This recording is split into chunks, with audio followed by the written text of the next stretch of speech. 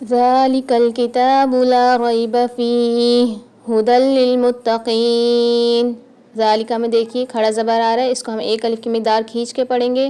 کتابوں میں بھی کھڑا زبر آ رہا ہے، اس کو بھی ایک الف کی مقدار کھینچ کے پڑھیں گے، اور لا ریب فیہ میں الف مدہ آ رہا ہے لام کے ساتھ، تو یہاں پر ہم ایک الف کی مقدار کھینچ کے پڑھیں گے، ٹھیک ہے۔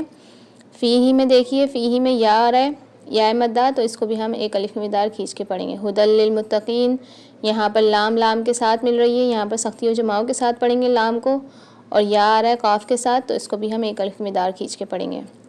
ذَلِكَ الْكِتَابُ لَا رَيْبَ فِيهِ هُدًى لِّلْمُتَّقِينَ۔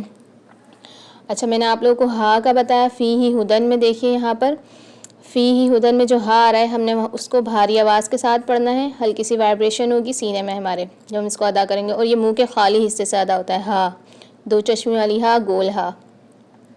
ذَلِكَ الْكِتَابُ لَا رَيْبَ فِيهِ هُدًى لِّلْمُتَّقِينَ۔ اب میرے ساتھ پڑھیے، ذَلِكَ الْكِتَابُ لَا رَيْبَ فِيهِ هُدًى لِّلْمُتَّقِينَ۔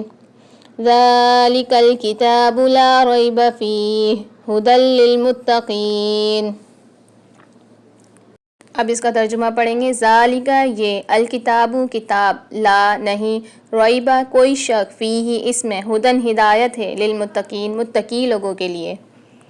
اب اس کی تفسیر کریں گے، لا ریب فیہ یعنی یہ وہ کتاب ہے جس میں شک والی کوئی بات ہی نہیں، اس کی ہر بات یقینی ہے۔ انسان کا علم چونکہ ناقص ہے، اس لیے اس کی ہر بات یقینی نہیں ہو سکتی۔ علاوہ ازیں اس کتاب کے اللہ کی طرف سے نازل ہونے میں بھی کوئی شک نہیں۔ فرمایا تنزیل الکتاب لا ریب فیہ من رب العالمین، اس کتاب کا نازل کرنا جس میں کوئی شک نہیں جہانوں کے رب کی طرف سے ہے۔ اگر کسی کو اس کے اللہ کی طرف سے نازل ہونے میں شک ہو تو اس کا علاج اسی سورہ بقرہ کی آیت نمبر 23 میں بیان فرمایا گیا ہے، ہدی للمتقین، ہدایت کا ایک معنی راستہ دکھانا ہے، اس لحاظ سے تو قرآن پاک تمام لوگوں کے لیے ہدایت ہے۔ ہدی للناس یہ تمام لوگوں کے لیے ہدایت ہے، دوسرا معنی منزل تک پہنچا دینا ہے، اس لحاظ سے یہ صرف متقین کے لیے ہدایت ہے، کیونکہ منزل پر وہی پہنچتا ہے جو رہبر کے کہنے پر چلتا ہے۔ شفا اسی مریض کو ہوتی ہے جو نقصان دہ چیزوں سے پرہیز کرتا ہے۔ متقی کا لفظ وقایہ سے مشتق ہے، جس کے معنی بچاؤ اور حفاظت ہے۔ شروع میں متقی وہ ہے جو ہر ایسی چیز سے اپنے آپ کو باز رکھے جس کے کرنے یا چھوڑنے سے خطرہ ہو کہ وہ اللہ کے عذاب کا مستحق ہو سکتا ہے۔ متقین کی کچھ صفات انشاءاللہ آئندہ آیات میں بھی آ رہی ہیں۔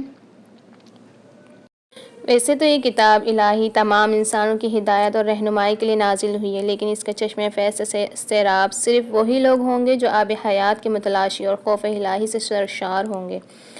تو پیاری بہنوں، جس کے دل میں مرنے کے بعد اللہ کی بارگاہ میں کھڑے ہو کر جواب دہی کا احساس اور اس کی فکر نہیں ہوگی، اور اس کے اندر ہدایت کی طلب یا گمراہی سے بچنے کا جذبہ ہی نہیں ہوگا، تو اسے ہدایت کہاں سے اور کیوں کر حاصل ہو سکتی ہے؟ یعنی اس کتاب کی ہر بات کسی شک اور شبہ کے بغیر درست ہے۔ انسان کی لکھی ہوئی کسی کتاب کو 100% شخص سے بالاتر نہیں سمجھا جا سکتا، کیونکہ انسان کتنا ہی بڑا عالم ہو، اس کا علم محدود ہوتا ہے، اور اکثر اس کی کتاب اس کے ذاتی گمان پر مبنی ہوتی ہے۔ لیکن چونکہ یہ کتاب اللہ پاک کی ہے جس کا علم لامحدود بھی ہے اور 100% یقینی بھی، اس لیے اس میں کسی شک کی گنجائش نہیں۔ کسی کو شک ہو تو یہ اس کی ناسمجھی کی وجہ سے ہوگا۔ کتاب کی کوئی بات شبہ والی نہیں ہے۔ قرآن پاک نے صحیح راستہ ہر ایک کو دکھایا ہے، خواہ وہ مومن ہو یا کافر، اس لیے اس معنی کے لحاظ سے اس کی ہدایت سب کے لیے ہے، لیکن نتیجے کے اعتبار سے دیکھا جائے تو اس ہدایت کا فائدہ انہی کو پہنچتا ہے جو اس کی بات کو مان کر اس کے تمام احکامات اور تعلیمات پر عمل کریں۔ اس لیے فرمایا گیا ہے کہ یہ ہدایت ہے ڈر رکھنے والوں کے لیے جو بے دیکھی چیزوں پر ایمان لاتے ہیں۔ ڈر رکھنے کا مطلب یہ ہے کہ انسان یہ بات ہمیشہ پیش نظر رکھے کہ اسے ایک دن اللہ کے حضور اپنے تمام اعمال کا جواب دینا ہے، لہٰذا مجھے کوئی کام ایسا نہ کرنا چاہیے جو اس کی ناراضی کا باعث ہو۔ اسی خوف اور دھیان کا نام تقویٰ ہے۔ بے دیکھی چیزوں کے لیے قرآن پاک نے غیب کا لفظ استعمال فرمایا ہے۔ اس سے مراد وہ چیزیں ہیں جو آنکھوں سے دکھائی نہیں دیتی، نہ ہاتھ سے چھو کر یا ناک سے سونگھ کر انہیں محسوس کیا جا سکتا، بلکہ وہ صرف اور صرف اللہ پاک کی وحی کے ذریعے معلوم ہوتی ہیں، یعنی یا تو قرآن پاک میں ان کا ذکر ہے یا آن حضرت صلی اللہ علیہ وسلم نے وحی کے ذریعے وہ باتیں معلوم کر کے ہمیں بتائی ہیں۔ مثلاً اللہ پاک کی صفات یا جنت دوزخ کے حالات، فرشتے وغیرہ۔ یہاں اللہ کے نیک بندوں کی تعریف کی جا رہی ہے کہ یہ لوگ صرف اللہ پاک اور اس کے رسول صلی اللہ علیہ وسلم کے ارشادات پر یقین کر کے ان چیزوں کو دل سے مانتے ہیں۔ جو انہوں نے آنکھوں سے نہیں دیکھیں۔ یہ دنیا چونکہ امتحان کی جگہ ہے، اس لیے اگر یہ چیزیں آنکھوں سے نظر آ جاتی اور پھر کوئی شخص ان پر ایمان لاتا تو کوئی امتحان نہ ہوتا۔ اللہ پاک نے ان چیزوں کو انسان کی نگاہ سے پوشیدہ رکھا ہے، لیکن ان کے وجود کے بے شمار دلائل مہیا فرما دیے ہیں کہ جب کوئی شخص ذرا انصاف سے غور کرے گا تو ان باتوں پر ایمان لے آئے گا اور امتحان میں کامیاب ہوگا۔ قرآن پاک نے بھی وہ دلائل بیان فرمائے ہیں جو انشاءاللہ آگے آتے رہیں گے۔ ضرورت صرف اس بات کی ہے کہ قرآن پاک کو حق طلبی کے جذبے سے غیر جانبدار ہو کر پڑھا جائے اور یہ خیال دل میں رکھا جائے کہ یہ معاملہ ایسا نہیں ہے کہ اس میں لاپرواہی برتی جائے۔ یہ انسان کی ہمیشہ کی زندگی کی بہتری اور تباہی کا معاملہ ہے، لہٰذا یہ ڈر دل میں ہونا چاہیے کہیں میری نفسانی خواہشات قرآن پاک کے دلائل ٹھیک سمجھنے میں رکاوٹ نہ بن جائے۔